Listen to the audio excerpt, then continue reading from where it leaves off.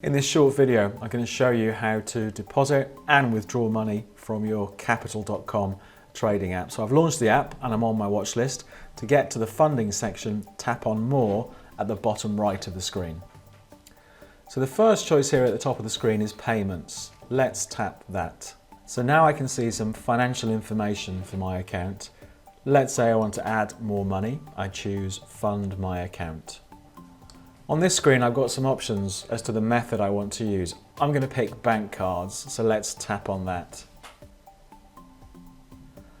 So first of all, let me choose the amount. There are preset amounts that I can tap, or I can type in the box at the top, typing in the specific amount.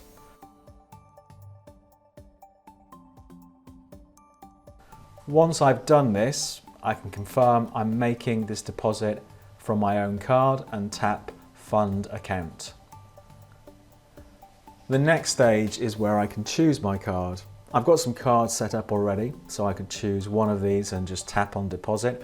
But if I want to set up a new card, I just add this card by tapping this button here. Then all I need to do is type in the card number, then the expiration month and the expiration year, and finally, in my case, the 3-digit code from the back of the card.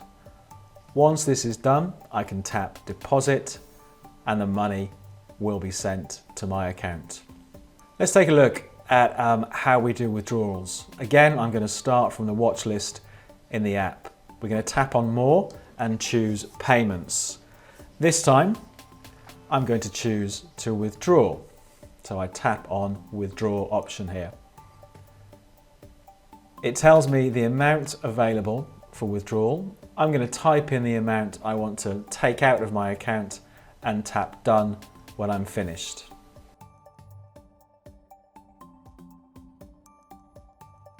And there's the message confirming that my withdrawal is currently being processed.